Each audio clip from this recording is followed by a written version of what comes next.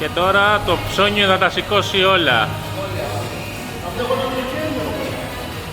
Τώρα τα ξηράκια από δίπλα και ο καβλιάρης τα σηκώνει. Για χαμογελάτε και τα τσιράκια λίγο. Έτσι, πάμε. Έλα Σαμψόν.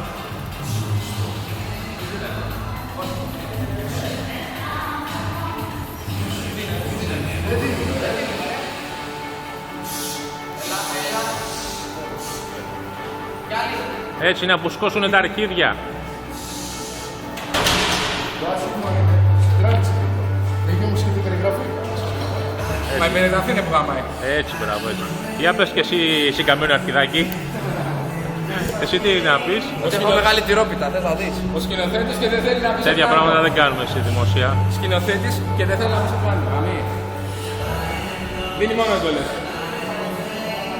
Έτσι, το συγκαμμένο αρχιδάκι τώρα κάνει σαν να κλάνει πάνω του. Κοιτάξτε τώρα. Και θαυμάσαι το συγκαμμένο αρχιδάκι. 1, 2, 3.